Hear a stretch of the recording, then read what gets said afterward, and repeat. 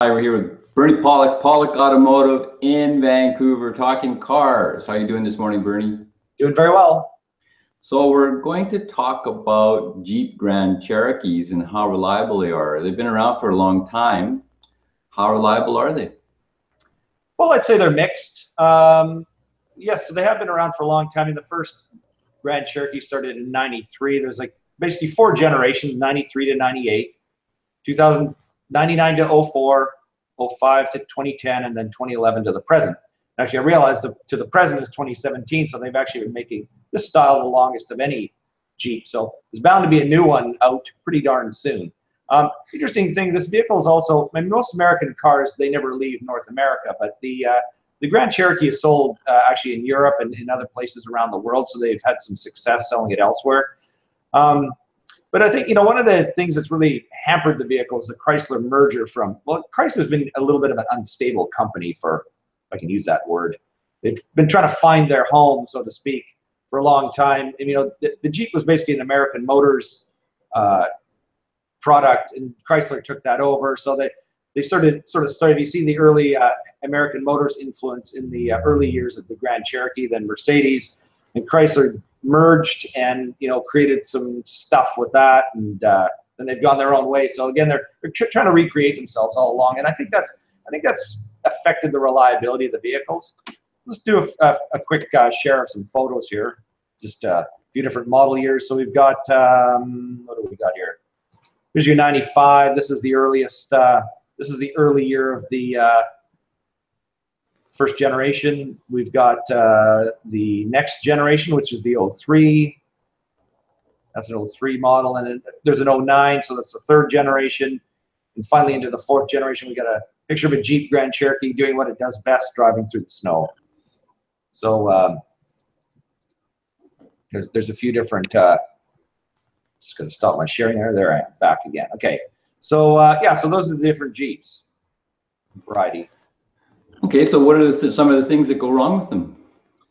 Well, I'll talk about couple of the good things first. I think the engines are generally pretty good, especially the earlier years. The 4-liter straight six engine was an excellent engine, extremely reliable, and the V8 offerings, the 5.2, 5.9, again, pretty reliable and solid as well.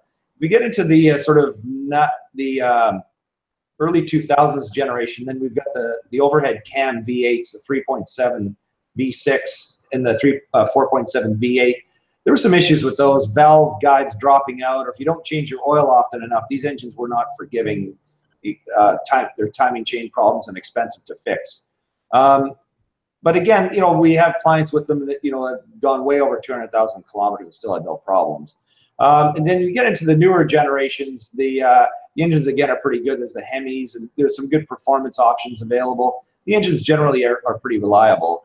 And there's also some diesel offerings in the mid to late 2000s. The Mercedes 3-liter diesel, a good engine, but very expensive to fix when things go wrong. So just something to watch with caution. May not be the best value. You really got to check it out whether it's worth your while. But you can buy a Jeep diesel for a lot cheaper than you can buy a Mercedes diesel, so it can be a pretty good value.